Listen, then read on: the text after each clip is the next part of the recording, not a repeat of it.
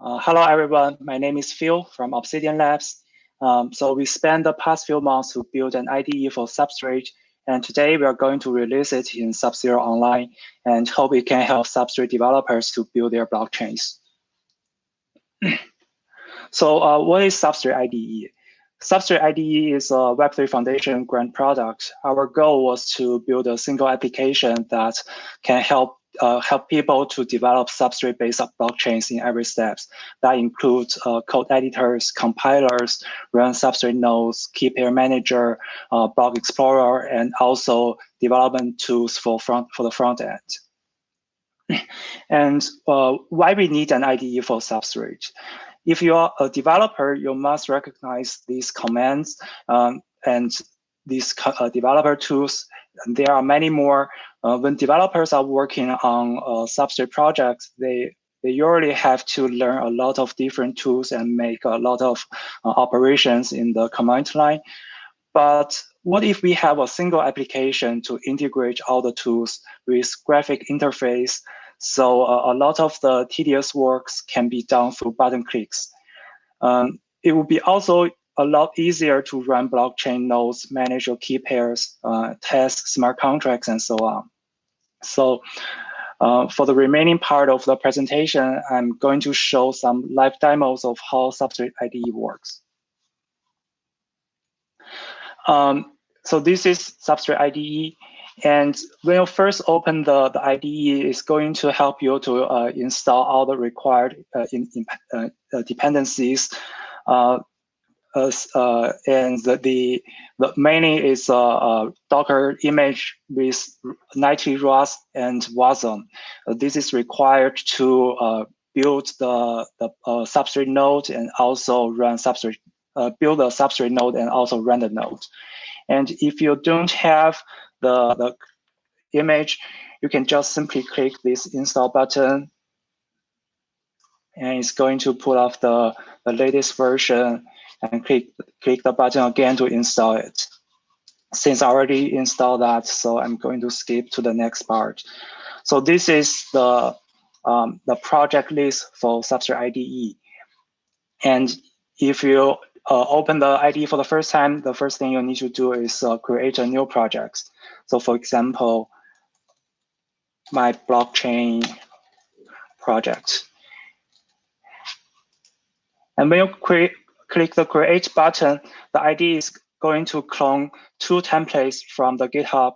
One is for the substrate node, and the second one is for the front end. And those two projects will help you do everything you need to start a substrate blockchain. I'll cancel here and open the project I already created.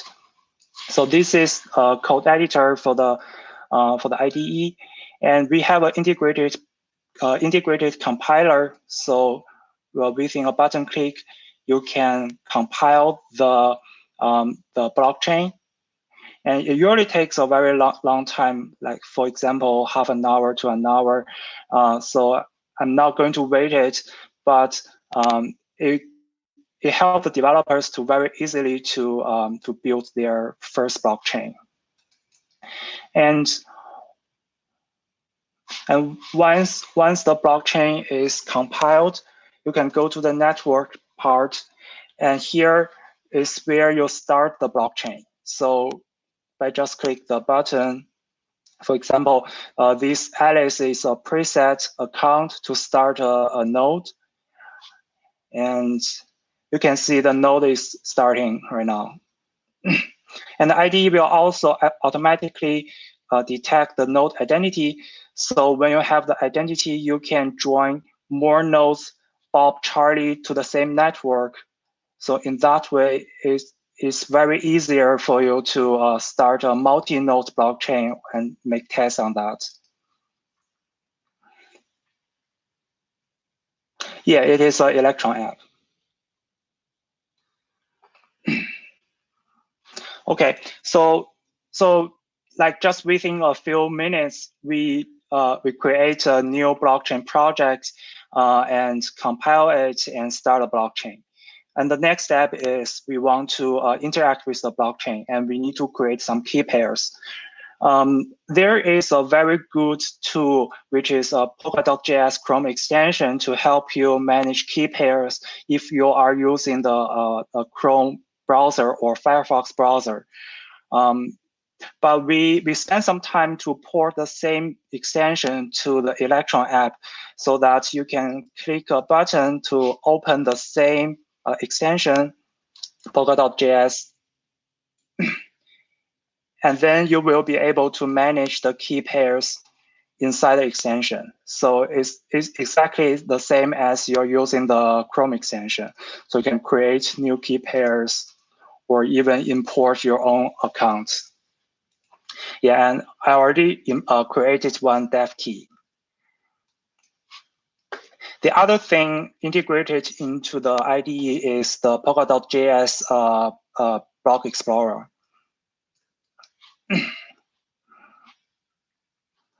So the browser, the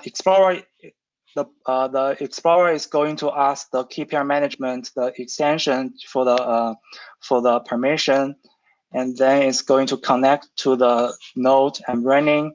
And as you can see, the browser have all the information of the chain and also the dev key from the key pair extension.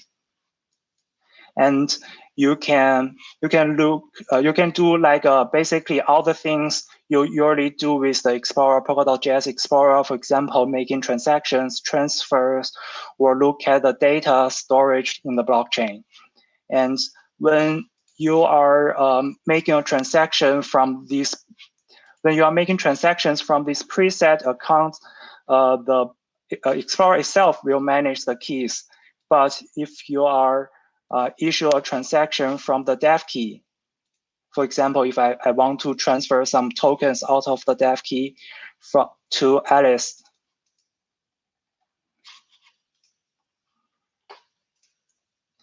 as you can see, the Explorer will ask the extension for the signing process and push the transaction to the chain. As you can see, in the logs of the node, you can see there is a new transactions here. Yeah. And then we also have a front end. So usually, what I talked about is how you are working with the blockchain itself, the node, and how to interact with the node. But if you have your own blockchain, you also need to build a front end for the blockchain, and the front end development is also integrated in the IDE. So if you click this, you can see here is the project front end, and this is coming from the Substrate front end template, and it's quite a complete front end project. And if you want to preview the front end, you can click the Start Front End button, and the IDE is going to start that project for you. Yeah, let me see some questions. We are going to open source next month. So we are cleaning up the repo, and it's almost finished. So we can soon open source the project. So people you are welcome to look at it. I'm going to talk about that later in the slides. And this is an Electron app. So right now we have the app for the Mac OS. We are also going to make it working on Linux and probably Windows. Windows may take more time, but we are using the Electron app, so it has the potential to be fully cross OS compatible. Yeah, here it goes. The front end started.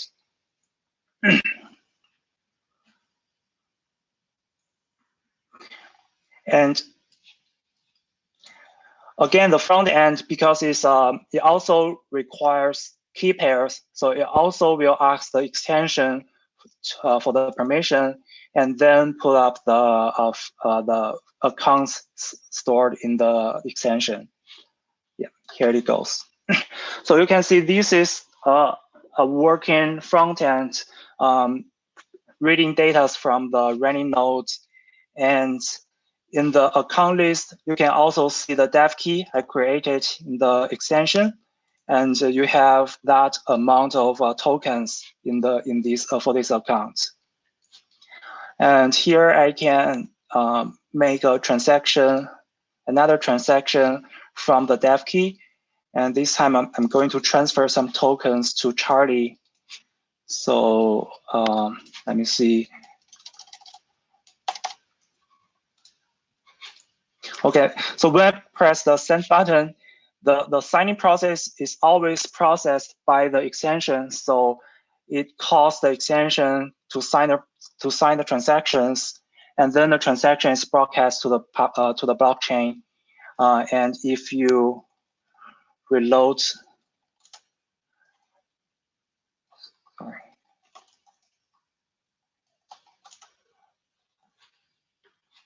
If you reload the front end, you're going to see the balance being refreshed.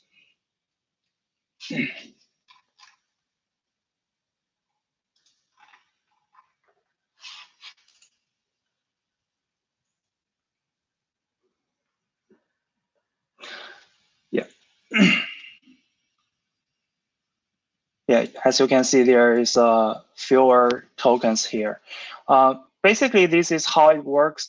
And if you want to make more sophisticated transactions, you can use this part to reach chain state or execute the extrinsics. Or also you can update runtimes because you have a fully working signature provider, so it can help you to sign all required transactions. Yeah.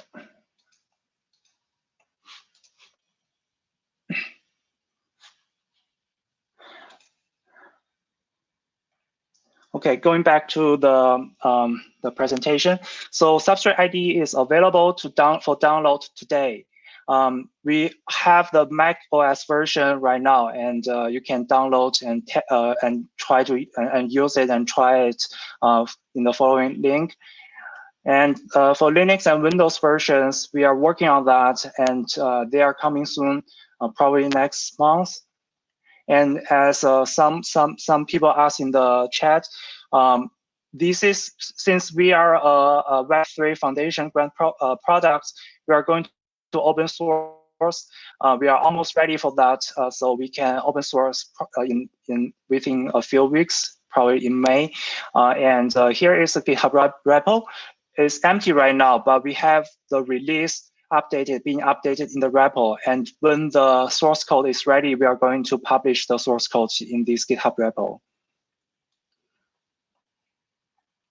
And also, if you want to learn more about our IDE and get more updates, please join our Telegram group. And we are going to announce new versions and all the updates, open source or Linux, Windows versions in the Telegram group. And we hope Substrate IDE can help Substrate developers when they are building their blockchains. Thank you. Okay. Phil, there's a few questions. You have some time if you want to answer them. Mm-hmm. I think they asked about the repo. Any more questions? If you click on the ask a question function, there's a few questions in there on Crowdcast. Ah, okay. Yeah, I see that. Sure. So you can see for the repo and documentation, you can see the repo down in the slide, and we are working on the last part of to open sources and more documentations. Building the front end in Rust as well. We don't have that for now yet, but we can consider. So because this is the first version and all the features are very basic for now, but we are going to keep updating the products and make it more powerful. So of course, front-end in Rust might be one of that. Yeah, why it's not implemented as a VS Code plugin? We thought about making that as a VS Code plugin, but the thing is, if we are like building it as a VS Code plugin, VS Code don't provide you that much permission to operate, for example, start node, or even connect to something like a Chrome extension. And so if we so a plugin, a VS Code plugin, the features will be very limited. So that's why we want to build it as a single Electron app. But the code editor, because VS Code is open source, so the code editor is the same as the VS Code code editor. So I guess it can be, it's going to be almost the same powerful as VS Code. Yeah, there is a feature list. So if you go to this GitHub repo, the code is empty now, but we have the releases with feature list in this GitHub repo, and you can see the features there. The version of Polka.js is directly from the Polka.js. You're saying the Polka.js website? Yeah. So it's